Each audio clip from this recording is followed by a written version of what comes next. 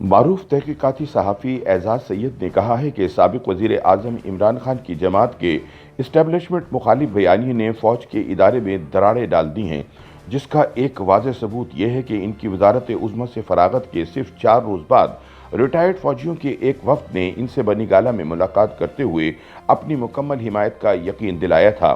वाज़ेह रहे कि social media पर फौजी क़यादत के खिलाफ हाल ही में जो ट्रेंड चलाए गए, इनमें बुनियादी किरदार पीटीआई के सोशल मीडिया ब्रिगेड के अलावा एक्स सर्विसमैन सोसाइटी से वाबस्ता रिटायर्ड फौजियों का भी था।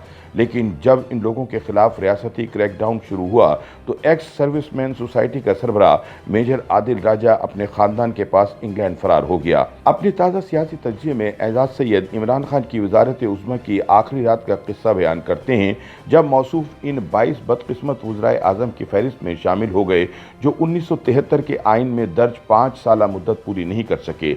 दरअसल पाकिस्तान में वज़राए आज़म और सियासी जमातों को इक़्तिदार से इसलिए मुसलसल बेदखल किया जाता है कि यहाँ मुस्तकिल तौर पर मुक़्तदरा ही सियासी फ़ैसला साजी करती हैं। अलमिया तो यह है कि इमरान इक़्तिदार से बरतरफी के बाद खुलकर इन किरदारों का नाम लेने की हिम्मत भी नहीं कर रहे, जिन्होंने इन्हें हुकूमती ऐवानों से वापस सड़कों और चौराहों पर धकेल दिया है। इमरान खान अपने इक़्तिदार के कातिलों के बजाय अमेरिका को गाली दे रहे हैं, जो मशहूर भी बहुत हो रही है, क्योंकि हमें बचपन से पढ़ाया गया कि पाकिस्तान में जो वाक़यात समझ ना आए वो या तो किसी एजेंसी की कार्रवाई होते हैं या फिर अमेरिका इनके पीछे होता है। चूँकि अब हमारे यहाँ एजेंसियों का नाम लेने पर कोई सियासतदान तैयार नहीं, लिहाजा अमेरिका को गाली देकर और इस पर इल्ज़ाम लगाकर अपनी सियासी दुकान चमकाना आसान है। लिहाजा इमरान भी वही कर रहे हैं। एजाज सैयद बताते हैं कि 9 अप्रैल 2022 की रात 11:09 पर तब के स्पीकर कौमी असम्बली असद कैसर वज़ीर दिफा परवेज़ खटक के हमरा कौमी असम्बली के बेसमेंट में गाड़ी से उतरे तो इन्हें देखते ही मैंने सवालात की बौछार कर दी। मैंने पूछा कि स्पीकर साहब, आप वोटिंग क्यों नहीं करवा रहे? आप बड़े कमज़ोर वाक़ हुए हैं, क्या कुछ कहेंगे इस पर, क्योंकि आपकी वजह से आईनी बहरान पैदा हो गया है। आपने स्पीकर ऑफिस को वज़ीर आज़म ऑफिस बना दिया है।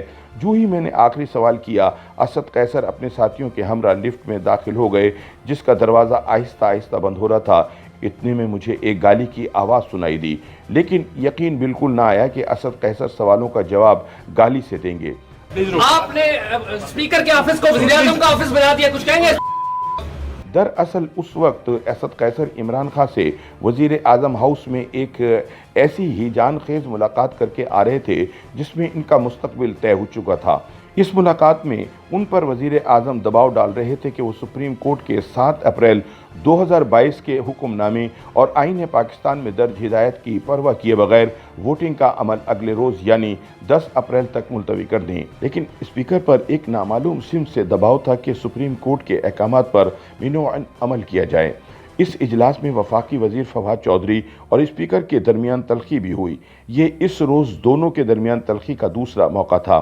सिर्फ चंद घंटे कबल फवाद चौधरी पार्लियामेंट हाउस में स्पीकर से मुलाकात करके इन्हें दो टोक मगर तल्ख अंदाज में बता चुके थे कि इन्हें कुछ और नहीं बल्कि वो करना है जो इमरान खान कह रहे हैं। इमरान खान से मुलाकात में दबाव का शिकार स्पीकर ने अपने इस्तीफे की तजवीज़ दी तो वज़ीर दिफा परवेज़ खटक ने असद कैसर का साथ दिया।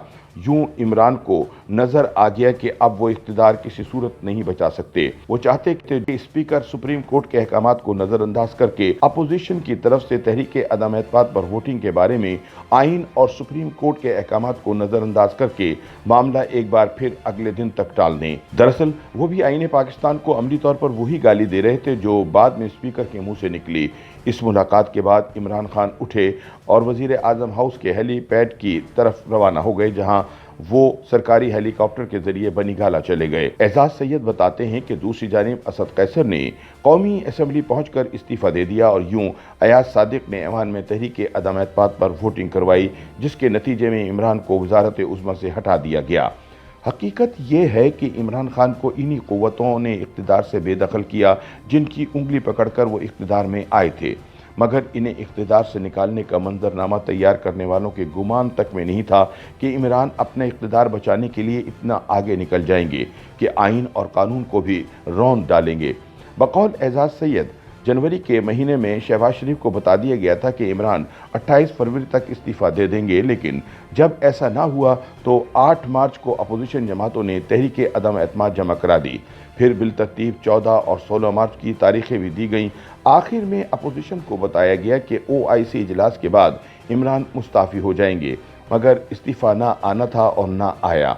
27 मार्च को इस्लामाबाद में जब इमरान ने जलसे से खिताब में अमरीकी साजिश के ज़रिए ख़ुद को इक़्तिदार से हटाने का दावा किया तो अवामी रद्द-ए-अमल देखकर इन्हें निकालने वाले खुद डामाडोल हो गए। फिर एक इजलास हुआ और चंद पर्दा नशीनों की वजह से इमरान को बचाने के अमल से दूर रहने पर इत्तफाक किया गया। यूं बिलाखिर 9 अप्रैल 2022 को इमरान खान के इक़्तिदार का सूरज गुरूब हो गया। YouTube पर गूगली न्यूज देखने के लिए youtube.com की सर्च बार में गूगली न्यूज टीवी टाइप करें। गूगली न्यूज के पेज पर सुर्ख रंग के सब्सक्रिप्शन वाले बटन पर क्लिक करना ना भूलिए। YouTube पेज पर अपलोड होने वाली वीडियोस से बाखबर रहने के लिए बेल आइकन पर क्लिक कीजिए। आपको हर नई वीडियो के बारे में नोटिफिकेशन मौसूल हो जाएगा।